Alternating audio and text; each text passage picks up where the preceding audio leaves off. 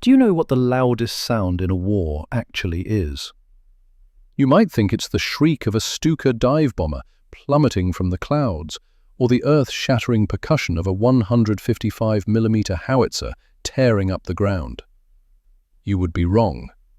The loudest sound in war, the sound that can stop a heart faster than a sniper's bullet, is the hollow metallic clink of a fuel nozzle tapping against the bottom of an empty tank. That silence, that absolute absence of combustion, it screams louder than any explosion. It screams defeat. December 16th, 1944. The Ardennes forest. The cold wasn't just a temperature, it was a physical weight that pressed down on your shoulders, seeping through wool coats and leather boots until you couldn't tell where your skin ended and the freezing mud began. 10 degrees below zero, the kind of cold that makes steel brittle and men stupid. Lieutenant Benjamin Whitmore stood on a ridge overlooking the valley, his breath pluming out in white clouds that vanished instantly in the biting wind. 28 years old, West Point graduate, 3 months in command, already feeling like 3 lifetimes. Below him lay what should have been the pride of the Third Army, dozens of M4 Sherman tanks and M18 Hellcat tank destroyers scattered across the tree line like toys a child had abandoned. They should have been roaring beasts, engines idling with that deep, guttural growl that terrified the Wehrmacht. Instead, they were statues, iron corpses frozen in the snow. Their veins were dry. The logistics lines had been stretched until they snapped. The Red Ball Express, that miracle of supply trucks, was bogged down miles back, chewing through mud and snow, delivering supplies by the teaspoon when the army needed a river. Whitmore lit a cigarette. His hands trembled, not from the cold. He shielded the flame with fingers that had stopped feeling anything 3 hours ago. He took a drag, letting the smoke burn his lungs. It was the only warmth he'd felt since dawn. Behind him, the tent flap rustled. Private Ezra Larkin poked his head out. 19 years old, farm boy from Nebraska. He looked too young to shave. The radio operator. His eyes had that wide, frightened quality of a deer caught in headlights. The look on his face said everything. The colonel had called again. Whitmore crushed the cigarette into the snow. The message was always the same. Advance or die. The Germans were massing for a counterattack. Intelligence said panthers and tigers were prowling the perimeter, waiting. If those Shermans didn't move by tomorrow morning, they wouldn't be tanks anymore. They'd be coffins. The maintenance depot was a generous name for a bombed-out barn with a leaky roof. Inside, the space smelled of grease, ozone, and desperation, the kind of smell that gets into your clothes and stays there for weeks. This was the domain of Sergeant Donovan Gallagher. Everyone called him Mac, 48 years old, hands permanently stained black with oil that soap couldn't touch anymore, voice like gravel being crushed in a cement mixer. He had a cigar that never seemed to be lit, just perpetually clamped between his teeth, moving from one corner of his mouth to the other as he worked. Mac was the kind of mechanic who could fix a Jeep with a spoon and a piece of chewing gum. But even he couldn't conjure gasoline out of thin air. He was under the chassis of a wrecked half-track when Whitmore found him, swearing softly in that continuous stream of profanity that became its own kind of poetry. Mac slid out as Whitmore approached, wiping black grease from his face with a rag that was equally dirty. "Don't ask, Lieutenant." Mac's voice rumbled from somewhere deep in his chest. "I can fix the treads. I can patch the armor. But I can't make them run on hope. We have 18 hours, Mac." Whitmore's voice was flat. "Dead. Headquarters says there's a fuel dump at the railhead in Sector 4, but the tracks are blown to hell. No trains are coming in." Mac laughed. It was a dry, humorless sound. "Sector 4? That's 20 miles of bad road. Even if we send every GMC deuce-and-a-half truck we have, they'll burn half their payload just getting there and back." He stood up slowly, his knees popping. "It's simple math, sir. We need volume. We need a pipeline, not a bucket brigade." Across the depot, Corporal Vincent Russo sat in the driver's seat of the M26 Dragon Wagon. 32 years old, built like a brick wall. From Chicago, Italian stock. The kind of guy who could wrestle a transmission into place with his bare hands.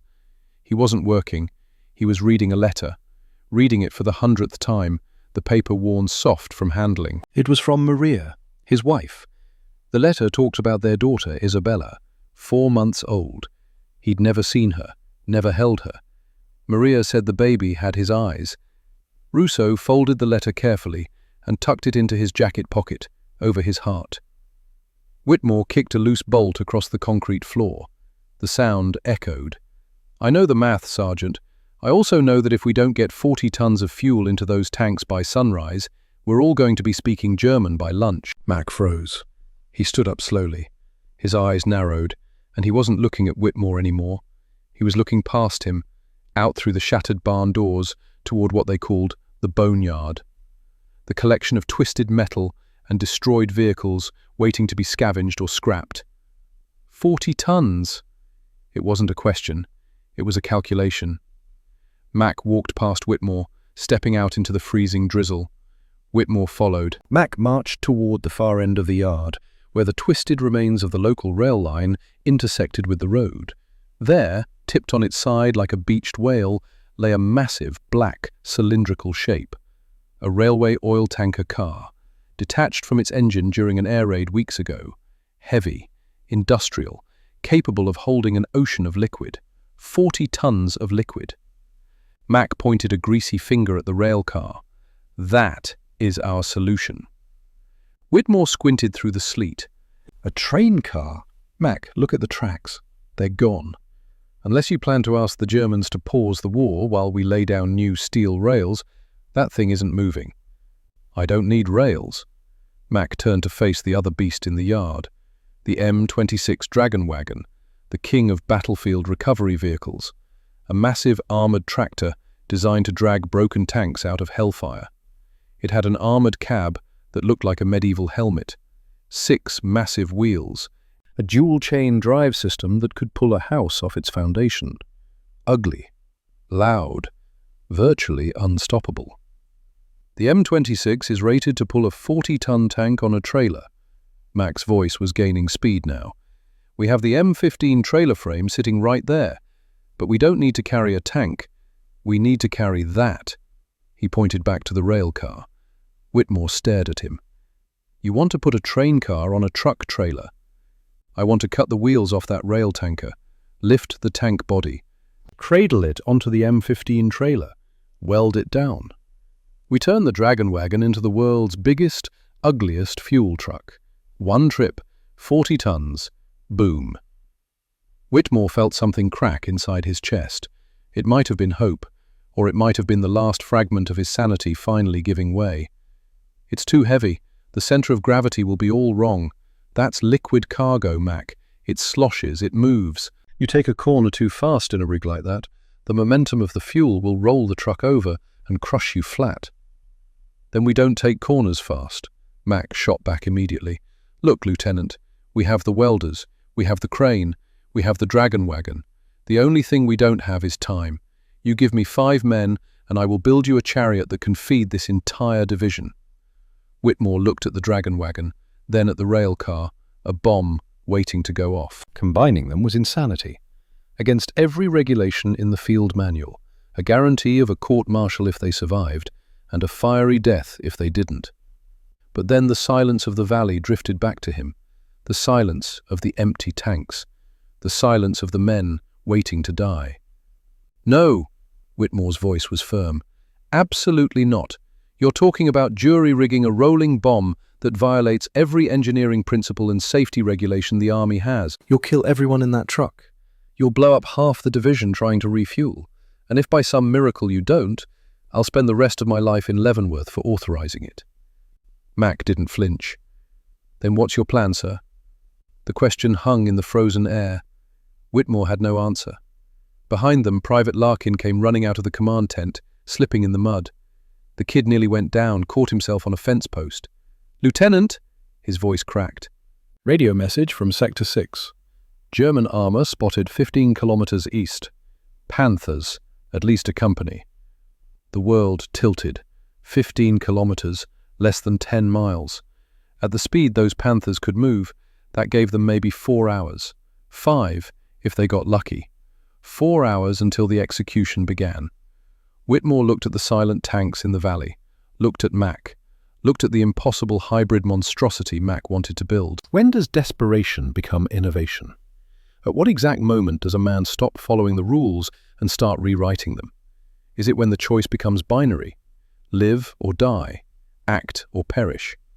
He pulled out another cigarette. His hands were steady now. How long did you say? Give me until 0600, Lieutenant. 6 hours past dawn. You have until 0600, Mac, because at 0630, those Panthers will be here. And if our tanks can't move, we're all dead anyway. Mac grinned. A wolf's grin. Yes, sir. He was already turning, already shouting. Russo! Larkin! Davis! Get your asses over here. We're building Frankenstein. Whitmore stayed behind for a moment, looking at the dragon wagon. The rain was turning to snow again, settling on the cold armor like a burial shroud. In a few hours, that machine would be the only thing standing between the Third Army and annihilation. The silence was over. Tonight, they would make some noise. Have you ever witnessed a surgery performed not on flesh and bone, but on iron and steel under the flicker of a dying flashlight? There's a specific kind of violence required to force two machines, born in different factories for different purposes, to become one. It's not an act of creation, it's an act of coercion. You have to cut, burn, and beat the metal until it submits to your will. The workshop became a chaotic symphony of destruction and reconstruction. Outside, the winter wind howled like a banshee. Inside, the air was superheated by the blue-white intensity of arc welders. Shadows danced wildly against the ceiling. Sparks cascaded down like waterfalls of molten gold. Mac moved with manic energy, eyes bloodshot behind his welding goggles. He barked orders over the hiss of the torches. His team, a ragtag group of greased privates, scrambled to keep up. They had dragged the massive rail tank car into the barn using the dragon wagon's own winch. The steel cables groaned under the strain until they sang a high-pitched note that set everyone's teeth on edge. The plan was simple in theory, nightmarish in execution. Slice the heavy steel bogies, the wheel assemblies, off the bottom of the rail car. Lift the 40-ton cylinder, lower it onto the reinforced frame of the M15 trailer. "Easy on the left! Watch the sway!" Mac's voice cracked as he screamed. The overhead block and tackle creaked ominously. The rail tank, a black cylinder the size of a submarine, hung suspended in the air, a monolith of cold steel, swaying gently, threatening to snap the chains and crush the men beneath it. Beneath the suspended load, a private furiously ground down the mounting points on the trailer. Sparks sprayed into his face, but he didn't flinch.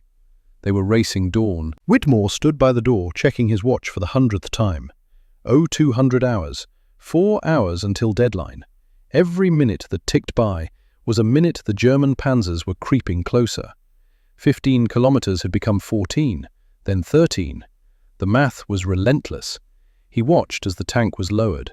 The metal groaned. There was a sickening crunch as the rail car settled onto the trailer frame. It wasn't a perfect fit. Gaps of mismatched steel stared back like broken teeth. "It's not sitting flush," one of the privates yelled. "Make it sit flush," Mac roared back. He grabbed a sledgehammer, climbed onto the trailer, and began to pound the locking pins into place. Clang, clang, clang. The sound was deafening, a rhythmic beating of industrial drums. With every strike, Mac seemed to be venting his own fear, driving the steel into submission through sheer force of anger. Private Larkin stood near the entrance, holding his Thompson submachine gun like a talisman. The kid's job was to watch for trouble, but his eyes kept drifting back to the work. He'd never seen anything like this. On the farm back in Nebraska, they fixed tractors with patience and care. This wasn't fixing, this was forcing the universe to bend. But the real trouble walked in through the barn doors, just as the welding began. Russo. Vincent Russo stood there, rain dripping from his helmet, staring at the monstrosity Mac was building. He walked around the vehicle slowly, boots crunching on metal shavings. He looked at the massive rail tank, then at the coupling connecting it to the dragon wagon's tractor unit. He kicked a tire, then he spat on the ground. No. Russo's voice was deep, rumbling like distant thunder. Mac flipped up his welding goggles, leaving raccoon-like circles of clean skin around his eyes. What do you mean, no? I mean, I ain't driving that. Russo pointed a thick finger at the rig. Look at it, Mac. That tank sits too high. Center of gravity is up in the rafters. You put 40 tons of liquid in that. First time I hit ice, the ass end tries to pass the front end. It'll jackknife, roll over, turn me into a sardine. It won't roll if you drive it right. Drive it right, in this mud, with Jerry taking pot shots at us. Russo shook his head. Slow, deliberate, final. I've got a wife in Chicago, Mac. Maria. And a daughter I've never seen. Isabella, 4 months old. I intend to meet her. That thing is a suicide note with wheels. The workshop went silent. The other mechanics stopped. They knew Russo was right. The physics didn't lie. They were building a coffin. Whitmore stepped forward, ready to pull rank, but Mac held up a hand. The sergeant walked over to a pile of scrap metal. He dragged out a heavy, jagged plate of steel, armor plating, salvaged from a destroyed German half-track.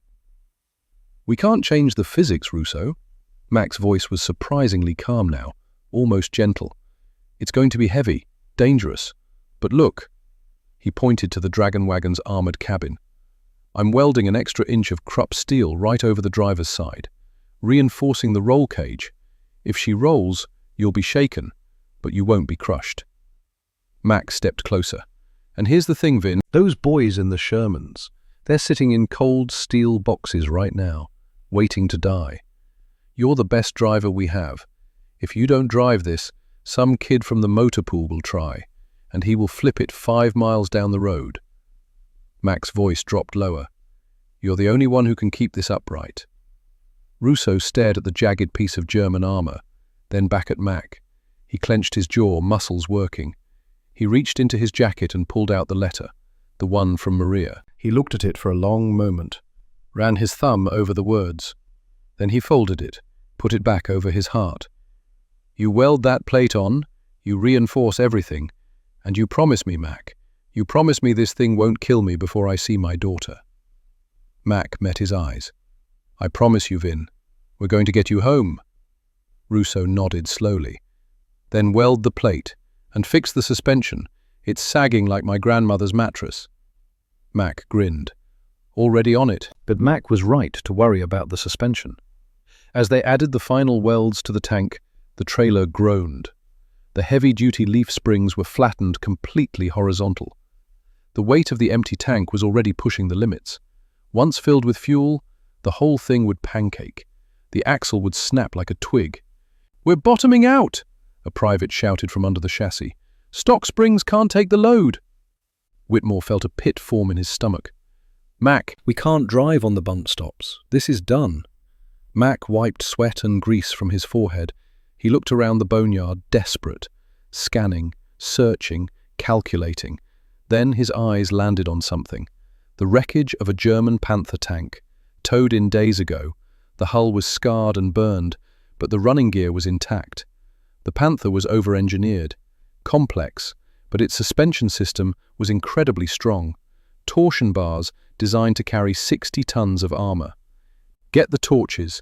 Mac's voice was firm now. Cut the torsion bars out of that Krautcat. Whitmore stared. You want to put German tank parts on a US truck? Steel is steel, Lieutenant. Mac grabbed a wrench, already moving toward the Panther. We're going to double-stack the leaf springs with the torsion bars. It'll be stiff as a board, ride like a brick, but it won't break. For the next 2 hours, the barn was a frenzy of improvisation. They cannibalized the enemy to save themselves. Cut, hammered, forced the German steel into the American chassis. An unholy marriage of technology, a mechanical Frankenstein stitched together with desperation.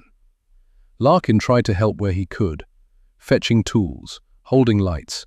At one point, Mac handed him a wrench. Don't just stand there, farm boy, those bolts aren't going to torque themselves. Larkin's hands shook as he worked, but he worked. At 0300 hours, they were testing the fit. At 0400, they were welding the final braces. The deadline was 0600. They had 2 hours. Then came the moment of truth. Load her up. Mac's voice was hoarse. We need to test this with weight, real weight. They didn't have 40 tons of fuel yet, but they had water, heavy water. They pumped it in from the well, filling the rail tank slowly. The sound of liquid sloshing inside the steel cylinder was eerie, alive.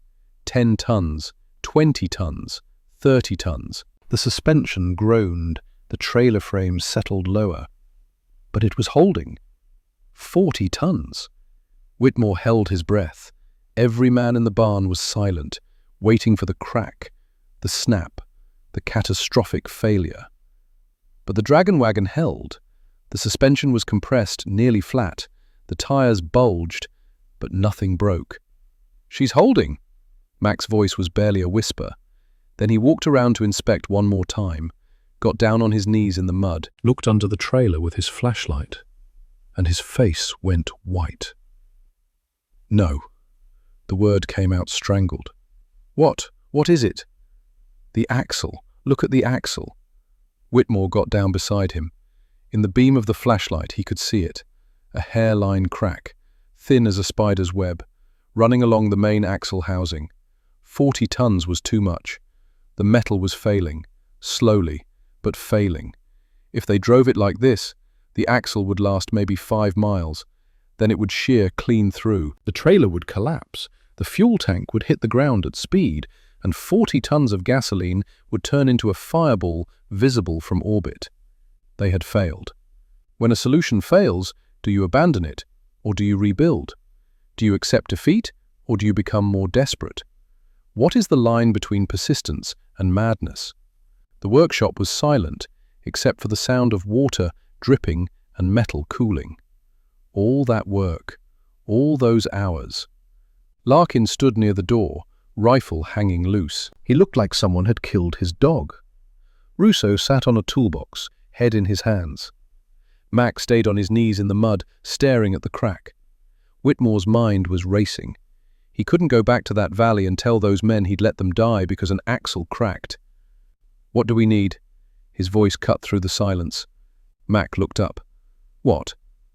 "To fix it. What do we need?" "Lieutenant, that's not—" "What do we need?"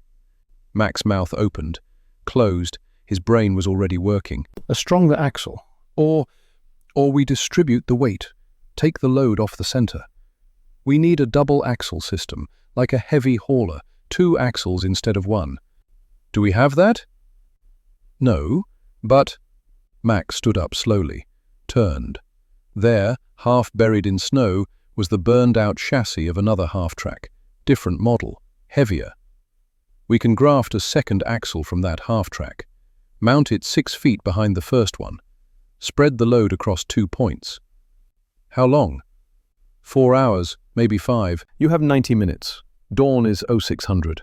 We roll at 0545, or we don't roll at all. Mac didn't argue. He just started moving. What happened next was a blur.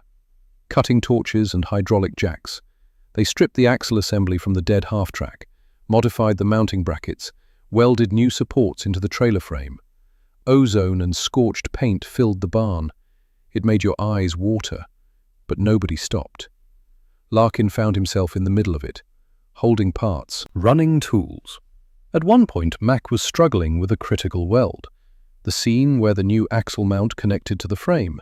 It had to be perfect. Any weakness, and the whole thing would tear apart under load. "Kid, get up here!" Mac's voice cut through the noise. Larkin climbed onto the trailer, hands shaking. Mac handed him the welding torch. "See that seam? That's where life and death meet. You're going to seal it." "But I've never—" "You have now. Steady hands, kid." Just like milking a cow back home. Larkin looked at the torch, at the seam, at Mac's oil-dark eyes watching him. He took a breath, his hands steadied, the torch flared, the arc caught, the bead laid down smooth and perfect. Mac watched, nodded. "You just became a welder. Congratulations." For the first time since leaving Nebraska, Larkin smiled. At 0530 they were done. The Dragon Wagon sat there in the grey pre-dawn light, transformed. It didn't look like a truck anymore. It looked like something that had crawled out of a fever dream. The massive rail tank loomed over the tractor. The suspension was a hybrid nightmare of American and German engineering. "Test it!" Mac's voice was barely audible. He was swaying on his feet, exhausted. They pumped the water back in. 40 tons. The double-axle system groaned, settled, held. No cracks, no failures. "She'll hold." Mac's certainty was back. "Start her up." Russo climbed into the cab, squeezed through the reinforced door. The extra armor made it tight. He sat in the driver's seat, surrounded by the smell of cold metal and stale cigarettes. He reached for the ignition switch. The starter motor whined, a high-pitched complaint against the freezing cold. The engine turned over once, twice. Sluggish. "Come on, you ugly beast," Mac muttered. Kaboom! The Hall-Scott 440 engine caught. It didn't purr. It didn't hum. It exploded into life. A cloud of black smoke erupted from the exhaust stack. The sound was a deep, rhythmic thunder that vibrated through the floor and into their boots. It sounded like a dragon waking up angry. Russo revved the engine. The whole rig shuddered. Windows that were already cracked shattered completely.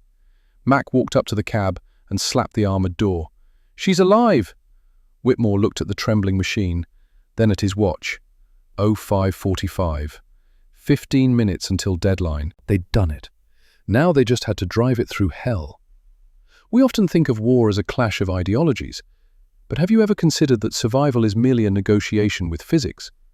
When you strip away the uniforms and the politics, are we not just fragile bodies trying to maintain equilibrium in a world determined to knock us down?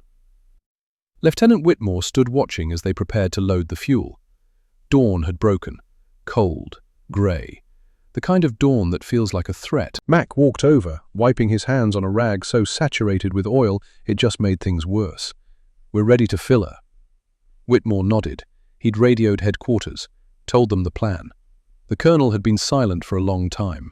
Then he'd said 3 words. "God help you." The fuel pumps chugged to life. Diesel and gasoline mixed.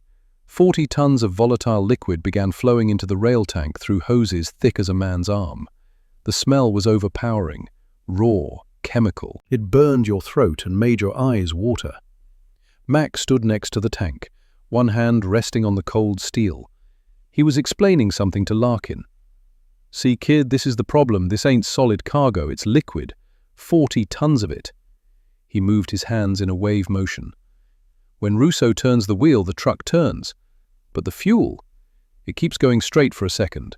Then it hits the wall and sloshes back, like a wave in a bathtub. That wave tries to push the whole rig sideways. That's the free surface effect. Larkin's eyes were wide. "So every time we turn, we're fighting a 40-ton wave that wants to flip us over. The fuel ain't cargo, kid. It's a living thing, and it's trying to kill us." As the fuel flowed in, the suspension groaned. Lower, lower. "She's settling!" a private yelled. Mac watched the gauges, the pressure, the weight distribution. 20 tons, 30 tons. The welds held. The German torsion bars compressed, but didn't crack. 40 tons. The dragon wagon sat there, a coiled beast, weighted, deadly, but intact. "She'll hold." Mac's voice was certain now. Russo looked at the rig, at the armor plate over his seat, at the letter in his pocket. "Let's go get our boys some fuel." Russo was in the cab, testing the controls. The reinforced armor made the driver's compartment feel like a coffin, tight, claustrophobic, but safe, maybe. Whitmore climbed into the jump seat behind Russo. Mac swung into the passenger side. Larkin scrambled up last, squeezing into the small space with his radio pack. The cab was cramped.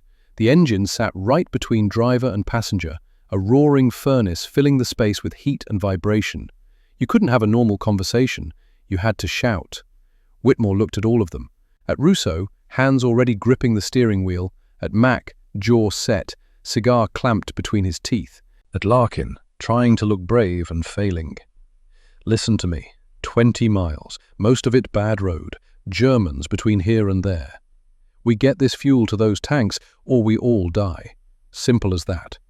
He met each man's eyes. Russo, you keep us upright. Mac, you keep us running. Larkin, you keep us connected. I'll handle everything else. He pulled his .45 from its holster, checked the magazine, chambered around. Questions?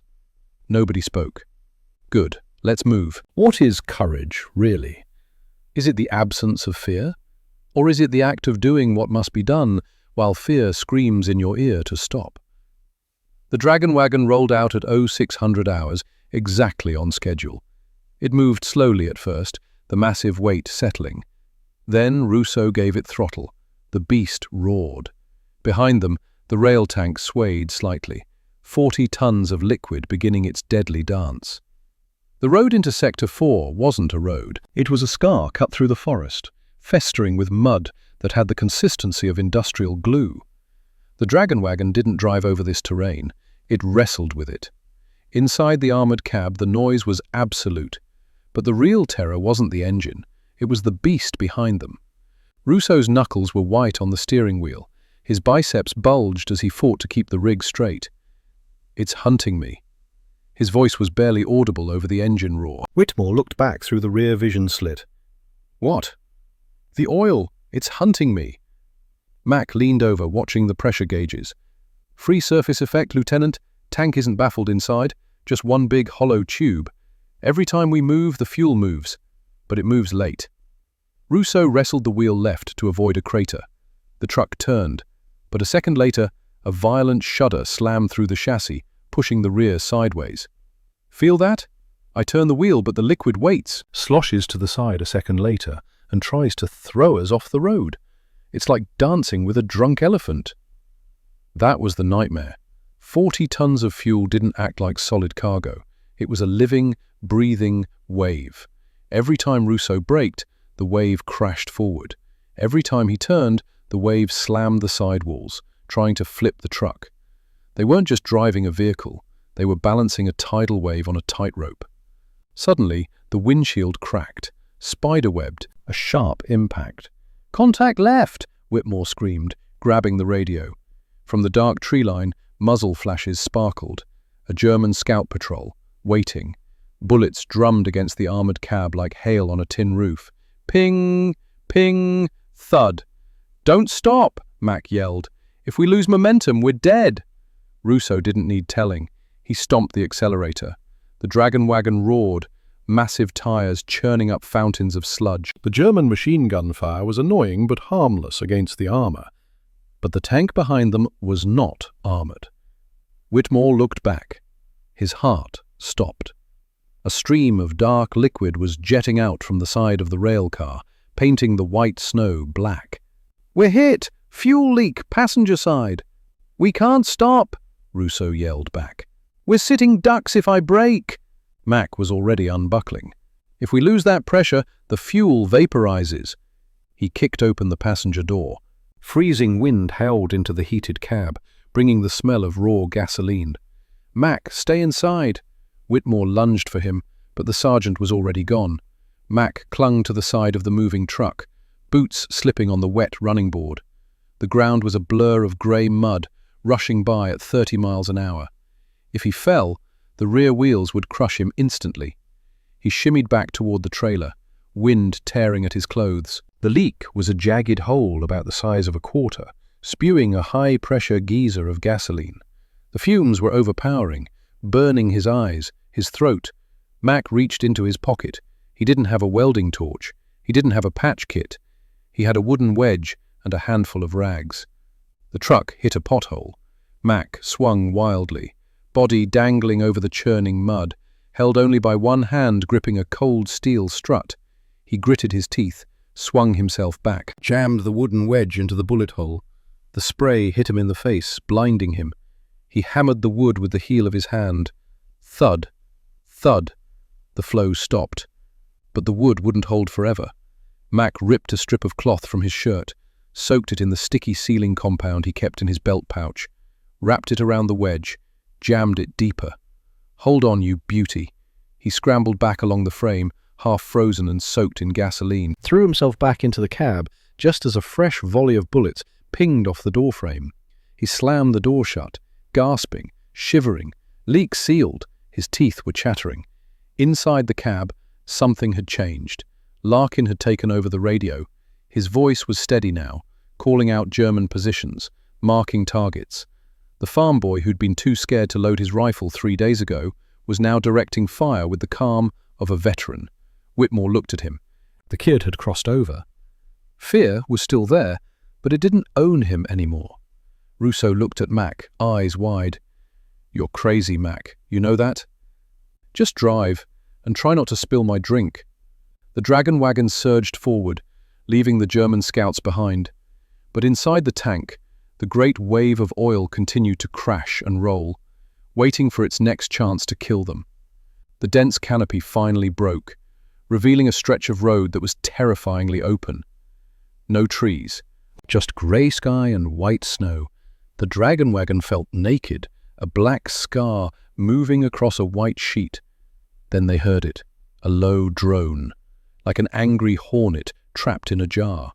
Within seconds, it transformed into a scream, the Jericho trumpet, the mechanical shriek of a Junkers Ju-87 Stuka dive bomber. "Air raid!" Whitmore shouted. 12 o'clock high!" High above, a silhouette peeled off from the clouds. It didn't glide, it fell. The Stuka pointed its nose straight at the earth, accelerating into a terrifying vertical dive. The siren wailing louder until it drowned out even the truck's engine. "I can't dodge," Rousseau yelled. "If I swerve, the oil rolls us over. We're a sitting duck." "Keep her steady." Max scrambled up through the roof hatch, grabbed the spade grips of the M2 Browning .50 caliber machine gun. The plane grew larger. It looked like a bird of prey.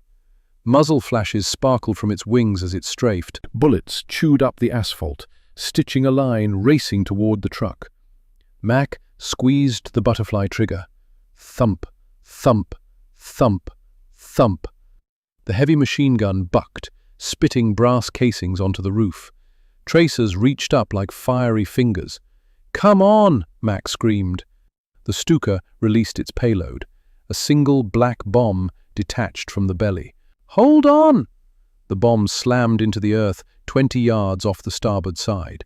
Boom! The world turned white. The shockwave hit like a sledgehammer. The massive trailer, all 60 tons, was lifted physically off the ground on one side. For a heart-stopping moment, the rig teetered on 2 wheels, the fuel inside crashing against the steel walls. But gravity fought back. The sheer crushing weight of the 40 tons slammed the wheels back down with a bone-jarring impact. The truck lurched violently right. The explosion hadn't flipped them, but shrapnel had shredded one of the massive rear tires. The Stuka, trailing black smoke from Mac's hits, pulled out of its dive and banked away, unwilling to risk another pass. The dragon wagon limped to a halt. They were alive. But as Whitmore looked at the shredded rubber hanging from the rim, he knew the silence that followed was worse than the siren. They were sitting in the open, crippled, with a tire the size of a man that needed changing, and the war wasn't waiting. 40 minutes. That's how long it took. 40 minutes of vulnerability. Rousseau and Mac wrestling with a wheel that weighed 200 pounds. Larkin stood watch with his rifle, hands shaking, not from cold, from fear. But they got it done. As the sun began to sink, they rolled into a nameless French village, or what was left of one. The main street was a canyon of rubble, flanked by hollowed-out stone houses. The dragon wagon barely fit. Side mirrors scraped against brick walls, screeching. "It's too tight," Rousseau hissed. "If we get stuck here, we're dead. Can't turn around, can't reverse." Whitmore scanned the rooftops. Too quiet. "Keep moving, Rousseau. Don't stop for anything." Then the trap sprung. From a second-story window, a shape emerged. A German soldier, young, terrified. He leveled a metal tube, a Panzerfaust. "RPG left side!" Whitmore screamed. Whoosh! The warhead trailed smoke. It missed the cab by inches, slammed into the stone archway behind them. Boom! The explosion collapsed the archway, sealing the road. Masonry rained down. "Ambush! They're boxing us in!" Ahead, debris and a destroyed German truck blocked the street. Infantry poured out from alleyways, grey uniforms swarming. They knew the Dragon Wagon was trapped. They didn't need to shoot the truck, just blow the tank. One spark, and this village would be erased. Russo looked at the blockage, a wall of stone and twisted metal, then at his gauges. His jaw set. "I'm not stopping." He slammed the transmission into lowest gear. The engine roared, deep, earth-shaking. "Russo, you can't ram that," Whitmore shouted. "Watch me, for Isabella." The M26 Dragon Wagon surged forward. It didn't accelerate, it charged. The massive steel bumper hit the debris pile with the force of a meteor. Crash. Wood splintered, stone pulverized. The German truck was shoved aside like a toy, grinding against buildings with a shower of sparks. The Dragon Wagon didn't stop. It chewed through the rubble, massive chains digging into the cobblestones, dragging the 40-ton tank behind it. But the Germans were behind them now, running through the dust, raising rifles. Another Panzerfaust being readied. "They're right on our tail!" Mack fired his Thompson through the firing port. Suppression fire at best. Whitmore looked at the rear vision controls, looked at Mack. A decision had to be made. "Burn the bridge." Whitmore's voice was ice. "What? Burn the bridge?" "Russo, keep it floored." Whitmore yanked the emergency dump lever Mack had jury-rigged. At the rear of the rail tank, a massive valve opened. Diesel and gasoline gushed out in a thick torrent, drenching the cobblestones. The pursuing soldiers slipped and stumbled in the slick liquid. "Light it!" Whitmore pulled the pin on a fragmentation grenade, dropped it out the rear hatch into the pooling fuel. 3, 2, 1. The grenade detonated. It wasn't just an explosion. It was an inferno. The fuel ignited with a whump that sucked oxygen from the air. A wall of orange fire 30 feet high erupted across the street. The screaming was instantly silenced by the roar of flames. The blast wave shoved the Dragon Wagon forward. Russo looked in the rearview mirror. No village anymore, only a curtain of fire. Mack slumped back, breathless. That is how you close a door. They were through the bottleneck. Ahead lay the open snow of the front lines, but the fuel gauge was dropping. They had burned the enemy, but they'd also bled their cargo. The race was now purely against empty tanks. The Dragon Wagon crested the final ridge, just as the first grey light of dawn illuminated the Valley of Death. Below, the American armor lay buried under fresh snow, white mounds, a graveyard. To the east, the tree line was breaking, dark, boxy shapes of German Tigers emerging, their 88mm cannons leveling, ready to execute the helpless American division. Inside the cab, Russo's hands were blistered, shaking. The fuel gauge read empty. Not the tank behind them, that was still half full, but the Dragon Wagon itself. They'd burned every drop of their own diesel to drag the cargo here. The massive rig rolled down the hill in neutral, a 60-ton sled silently gliding toward the front lines. "Wake them up!" Whitmore screamed into the radio. "We're coming in hot!"